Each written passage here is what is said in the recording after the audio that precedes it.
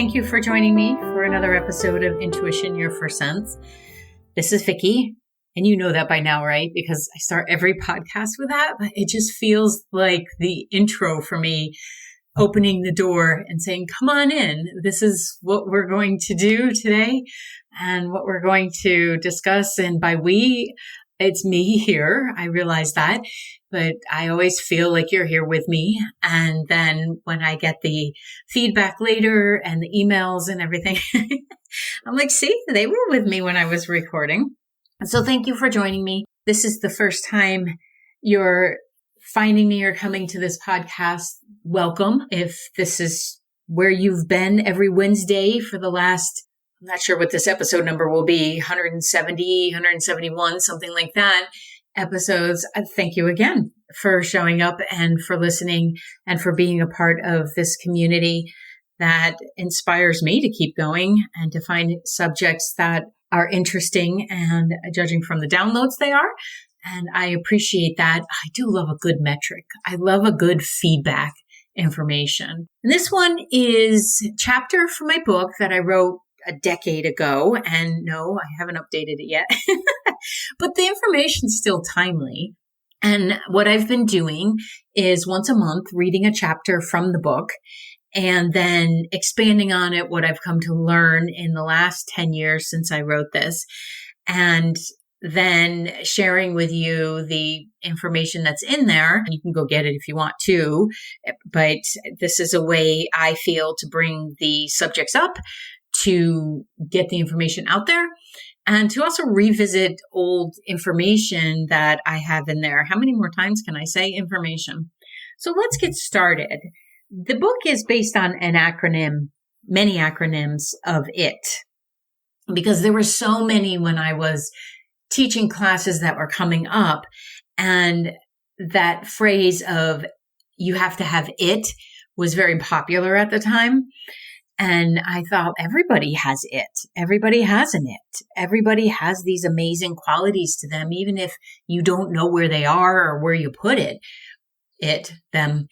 So I did, in my love of acronyms, I did chapters based on acronyms. And this one is called Individual Topography. And the reason I chose that title was because topography, the essence of who we are, but kind of like the layout in the earth of topography. When they have a topography map and you can see all the wonderful aspects of it, it's so detailed and a representation of the natural and the artificial features of an area. And I thought, we do that, don't we?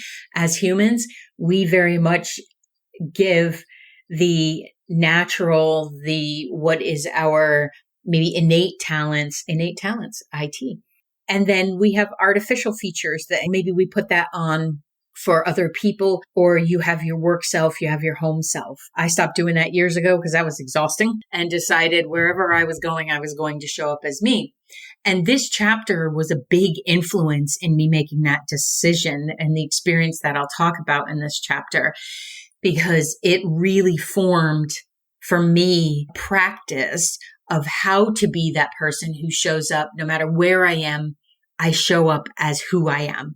And yes, I have manners. So if I'm having a crappy day, I'm not going to show up in that energy. But I feel like the more we know who we are, the less energy we burn and the less work it takes to be ourselves. And then we can show up authentically and naturally.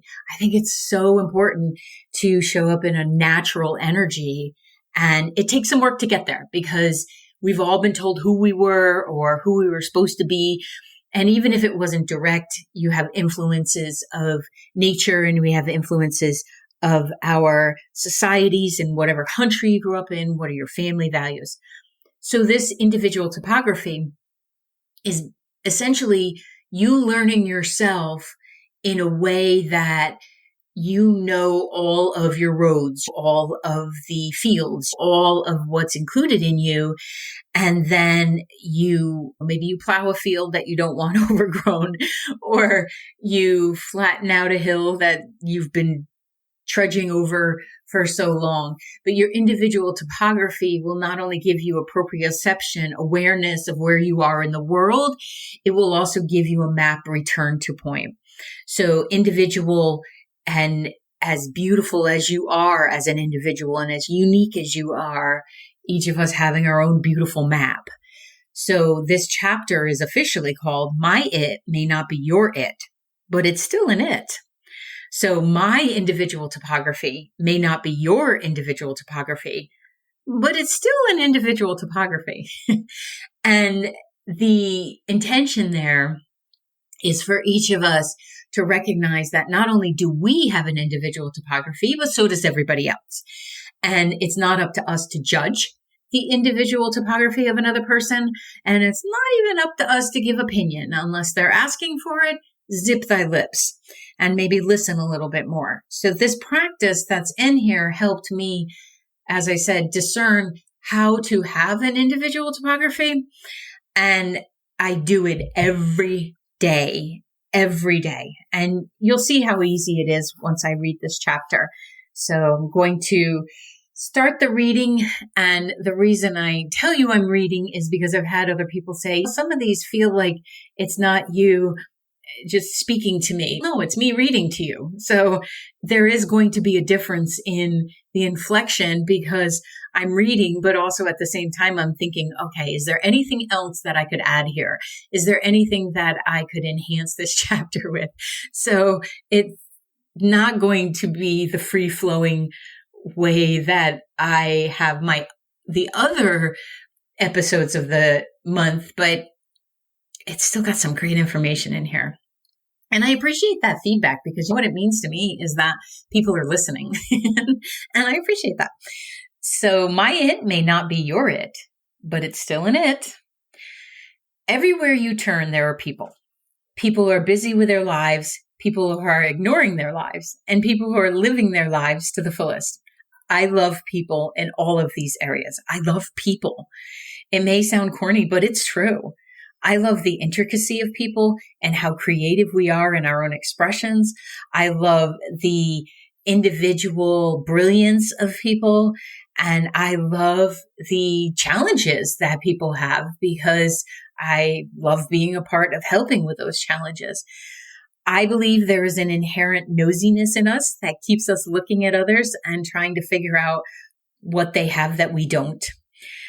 Call it an innate desire to grow or just plain old nosiness. It doesn't really matter. We all do it. Remember that saying, keeping up with the Joneses? This is similar to what is inherent in us without the materialism. How much have you learned from someone over your lifetime? Certainly you learned how to talk, eat, and walk along with a myriad of other skills. Just watch a baby when you're talking with them. They will mimic the lip movements you make. And it's so cute, so smart, and innately wired. And yet somewhere in the path, it starts to go another way, where we look to others and compare. I know you do it. I know I do it. We all do it. We look to them to see if they have better clothes. Are they happier? Do they know something we don't know? Or we look to them to find out, are they looking at us? And again, this is something that is innate in all of us, but somewhere along the message, it just gets changed. Somewhere along the line, it gets changed or conditioned. And we forget we are individuals and all special. For each of us, there is a divine spark, that gas that keeps us moving and wanting to learn on this wonderful planet. And if we listen to that as an individual frequency, I believe we would all be happier. There have been teachings that we are all one, and I believe that confuses people. I do not believe we are all one. I believe we contribute to a whole, but we all have individual soul process that brought us here and a desire to learn. And we are individual humans inside an individual soul, excitedly exploring this energy-based universe. If there was more thought to how we can be individual, I believe, and have seen in my own practice, we can then contribute to others' lives without a feeling of being drained or being asked to change. One of the concepts that I ask of myself and my clients is to know who self is. And I know that's hard. I do not make light of that in any discussion. I know it's hard, but it's also so freaking exciting. If you know who you are, the tendency to look at others is less.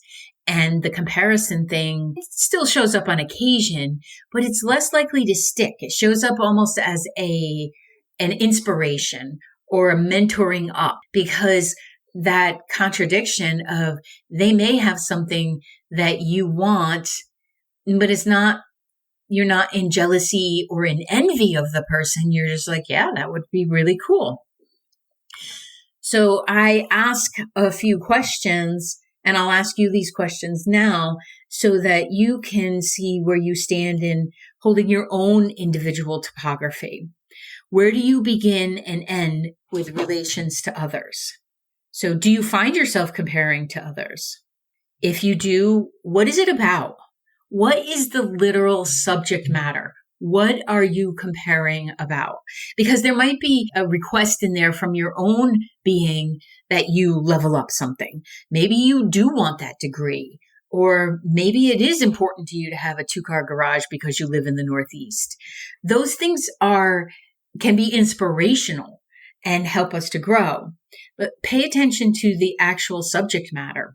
And when you do that, feel into, is this a lack I'm feeling, or is this a desire that I would like to experience that as well? And do you recognize your own unique offering in this universe? Do you know that? Do you know that you have divine energy running through you that you came in with? You are. Whatever you offer this universe in the comparison model that is the thief of all joy, it doesn't have to be something huge. It can be that you have this heart-centeredness about you and you're wonderful in communication, which is huge in itself. It doesn't have to be that big stage or the big house. I'd rather it not be materialistic, but pay attention to what is the unique offering that you bring. And can you see that? You won't be able to know your individual topography without asking yourself that question. And can you accept that it might have a few it's along the way? So it might have some of, like, last month, do you fear it or do you get excited about it? It may have some identity theft in there, like you're giving too much of your power away. It's going to have a few contradictions, and that's fine. And it's cute if we take the power out of it. And they can be unique too, because they are their own way of comparing to others and getting that feedback and figuring out, does this help me or does this hinder me? If others are doing well, do you have a hard time with that? And do you ask, where's mine?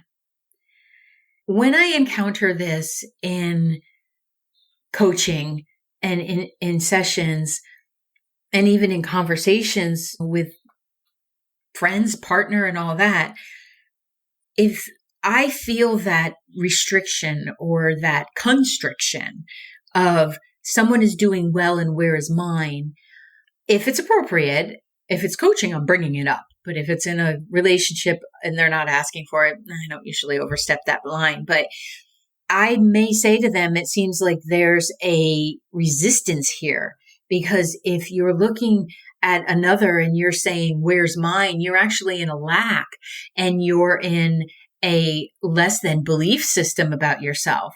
So a limiting belief system about you, because what you're really saying there is, how come mine didn't get delivered? I should get that too. And sometimes it does have a little bit of a bratty energy to it, but the resistance is there, and often in the way of, well, why do they get it and I don't? So the jealousy, almost sibling rivalry, even if you're not related to them. Everything that happens in this universe is energy. And there is a certain level of alignment that is necessary for things to show up for us. And if you're looking at another in jealousy or in envy, and you're doing it in a way that you're keeping score, that is not a way to be open. When you begin to feel excited for other people because they're doing well, or you at least recognize that it's not a reflection on you, that you don't have that thing, except that maybe you do need to move your butt and create it and open up to receiving it, you will begin to thrive more when you are happy for other people and what they have in their life. And if any of these three things are challenging for you, it really does all come back to breath and quiet and asking yourself, how can I return? How can I arrive, whichever feels more comfortable to you, to my individual topography? I'd like that we move forward and not go backwards. Any reword, that re-prefix is referring to the past.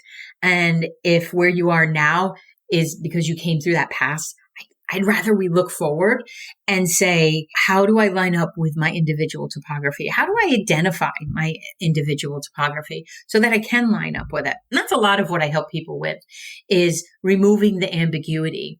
I feel like I take the guesswork out of life. People still have to do their own work. I am not the end all be all of advice givers and direction. However, intuition takes the guesswork out of life. So that's why I teach it, because I want everyone to be tapped into their own intuition, and the guesswork will leave. There's an app for that. I created an app for developing intuition. I created an app that will help you connect with community. And I created an app where you can take courses at your own leisure and then attend live events with myself and the rest of the amazing people that are connecting within the Vicky B app. You can find this app in Google Play. You can find it in the Apple Store as well. I do hope that you head on over there, download it. Yes, there are in-app purchases, but there's also plenty of content that is complimentary. Thank you so much for being interested in this, and I hope to see you within the app. So how do I get to my own individual topography? You'll still have to ask those questions because you'd be growing, but you would ask that question as directional point. Do I go left? Do I go right? Do I go north? Do I go south? Oh, please don't ask me north, south, east, west. Just this morning, I went in the wrong direction on the thruway, although beautiful town I got to see. And I caught up on some podcasts because it made my ride about 30 minutes longer. But in the energy world, I know exactly where I'm going. In this physical realm, thank goodness for GPS. So if any of those are challenging, take time and ask, how can I revel in the fact that I am wonderful, unique, and a pleasure for this universe to have? You're not going to get such a fat head. If you're listening to this, it's unlikely that you have huge narcissistic tendencies, but you do need a little bit of narcissism in there to actually look at yourself in the mirror. That's where we got the term from, narcissist.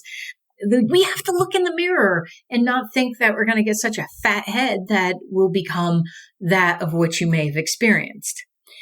So another concept and another question that I've asked my clients to consider using is that when they have challenges with comparing, and if they have someone in their lives that does the comparing for them, I ask the person to meet the other person for the first time each time they meet them. And this is the practice that I've used it's going on, I don't know, 10 years now, I think, since this happened. I had an epiphany one day, and part of the asking I was asking for help and asking to receive the information from my guides from source.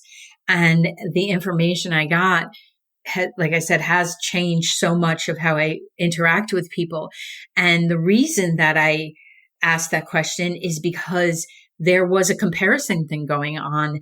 And as much as I would say, we don't need to compare lives, we are very different people, I would literally say this, and it still was not being heard. And I was just tired of playing the game. It's exhausting. And I was feeling good about who I was becoming, and I was willing to look at all the dark corners. I'm a 7 on the Enneagram. I don't always love looking in my own dark corners, but at this time I was really embracing it, and now I love it. But I can still look away for a day or two, and then I'm like, oh, I got to go in there. I got to know. that nosiness. So I was enjoying who I was becoming, tripping over, but still enjoying my own process. And this other person just, I don't think it was cognitive at all. I don't think it was intentional at all, which might have made it a little bit easier to deal with, but it was still exhausting. And the comparison thing was enough. I was just done with it. And I was on the way to a family function, and I was asking myself, how can I go into the day and enjoy everyone and not feel like I was being sucked dry by that energy that becomes neediness or just a lack when somebody is doing that comparison thing? And I love my family, and we are a fun group when we get together. We don't really do deep subjects. That's fine. I've learned to really appreciate this, actually, that's not where the deep conversations, except with my nieces, they can really go there. And I really appreciate that. We were going in, I knew it was going to be a fun day. We're very funny people, all with unique personalities, and that just makes it better. But I wanted to be there without old issues getting in the way. And I take responsibility for fostering those issues over the years unknowingly,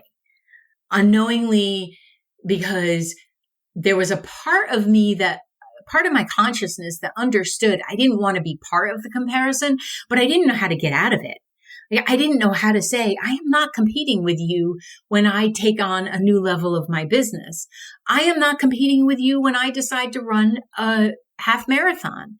Like I'm competing with myself, but I'm not competing with you. And this concept just could not get through. So on the way over, I asked a few times, luckily it was about an hour's drive, how do I change how to interact? Because I couldn't change the other person. I could only change myself. And I knew I could impact the energy if I could get in alignment with myself, but I didn't know what that next step was. And then I realized that if I went in and met this person with an energy of new acquaintance, like, who are you today? Who are you showing up as today? Who is the person that I am meeting and I am blessed to meet today? And what are you offering? I would be in the energy of the now, and I would be erasing old stuff, like those magic erasers. Or so I felt. Of course, I hadn't practiced it yet, so I didn't know. So that's what I did. I met her right when I got there with the energy of less baggage and true interest in learning who she was as a person. Because a lot of times in families, we get caught up in who the person was 10, 12, 20, 30 years ago, instead of who are they bringing me today? And I remember saying to myself, other people like her, let me be open to learning how to do this. I had such a fabulous day because as I started the practice of this, I noticed that she didn't want anything to do with me. And normally we would be sitting at the same table or gravitating towards the same circle when you're sitting outside and everybody gets the camp chairs around and stuff. We would normally do that. But she didn't want anything to do with me and kept avoiding me. If I walked in the kitchen, she walked out, and it was obvious to me. And I also got really excited because I'm like, this is working. Still don't know what the hell I'm doing, but this is working. And I feel like I was learning how to keep a boundary about myself that I wasn't sure what to call it yet, but I could feel that I was respecting energy between us. Like, her energy could be in her bubble and my energy could be in my bubble. And when we do that, you get to enjoy people even more. And then I started to extend it to other people because it felt like such an adrenaline rush, such an endorphin filling space that I was like, I want more of this. And this was a big get together. It was Thanksgiving. And I have 7 siblings and they all have families. And now I have so many great nieces and nephews. I don't even count anymore because I keep losing track. And yeah, that's the level we're on. We're still at the great nieces and nephews. I'm like, wait, there was a baby born not too long ago. Where is that? And that's in the great level. There's a lot of people to practice on. I loved it. I had so much fun. I felt like that proverbial kid in the candy store where they were told they could get anything they want. I met everyone for who they brought that day. And I remember being in observation of this, that the kids were even more drawn to me. And why is that? Because kids show up in themselves. They show us who they are until we get in there and we muck it up. So stop mucking it up. And I remember laughing so much. And that says something, because we're actually very funny people as a whole. We have the New England humor, but also ironic humor. And for the ones that have evolved out of sarcasm, some are still in the sarcasm. For those of us who have evolved out of sarcasm, it's hysterical because the one-liners just drop. And I also learned that day how I had been contributing to how others treat me, because I had been comparing. I was thinking, I know when I used to go to these things, oh man, I don't want to sit next to that one because she's going to talk about this stuff. Oh man, you can't ask that one how they are because it just becomes a litany of health issues. Oh, I can't go near that one. That one still gets to be in my family, even though there were some egregious acts. So, but going in this energy, I dropped all that on the way over, but I stopped comparing what this event might be like because the others had been that way. Because I wasn't aware of my own individual topography and where did I fit in the family, the universe, and how was I contributing? So when I became aware of that, I became very conscious of how am I contributing to the beauty of this get together. So the conclusion of the day was even more fascinating. You can tell how excited I get about it because this is 10 years later. As I was giving this person a hug goodbye, because yeah, we're big huggers, she asked me point blank, what did I do differently? She couldn't get to me. Now, this is a gift from Source, because when I looked back at her, I realized she actually didn't know what she just said. So I brushed over it because there's no reason to go there. If you're given a gift from a message from the universe of something like this, you do not dig that open with the person. You receive it and you feel the twinkle and the magic that's available. Yes, it takes self-awareness to do that, but that's what we're working on here, right? Is you learn yourself, you have self-knowledge, and then that becomes self-awareness. And I looked at her, I gave her a hug and a kiss on the cheek, and I said, you are you, and I adore you for that. And I left it there because she was still in the comparison mode. And honestly, today still is a little bit. We just have a different communication style these days. And I drove home and my daughter was with me at the time and she was 16, maybe 15, 16, somewhere in there. And I kept saying that was fascinating. And I said it over and over and over again. And then we had a discussion about it. And I said, let's try this moving forward. And I have continued that to this day. And when I meet someone, I meet them for the first time. And I have found it to be beautiful and so clearing. And yeah, sometimes embarrassing, because sometimes I'll say to people, so have you had an intuitive reading before? If they're coming in for a one-time session, they're like, yes, Vicki, I've met you 3 times. And I'm like, whoopsie. To that end, after almost 20,000 people over the years. Yeah, I can't remember all of them. I wonder if you would be willing to practice this, because it keeps things harmonious and allows for us to see another's individual topography. And it also allows us to know when not to be invested with someone. If you are accurate at reading someone's individual wiring and their messaging and who they are, my friend, you are going to waste a hell of a lot of time on relationships that you're trying to change the person, or you change as a person to match that person. You are going to just clean this up. And I recommend that you try this with people you may be experiencing conflicts with. It's difficult. It is really difficult. And if that's really hard, then do it with the person who's checking you out at the store, if you're not in self-checkout at this point, or you're talking to in customer service. And it allows you to meet that the fascinating aspects of people. And it will light you up in ways you didn't even know were available, because you won't be allowing the dimness of the past to interfere with wonderful relationships. Now, I have often said I've never met a stranger, which can be disconcerting to people when they realize that I'm there in my complete energy field and they don't know what to do with it because they're looking for commiseration or they're looking for someone to solve their problems for them. When you stay in your own energy, you get to meet fascinating aspects of people. And then no one is a stranger, right? Because you're willing to see their uniqueness and you don't have a fear base in there either. And it helps you to enhance your relationships of today.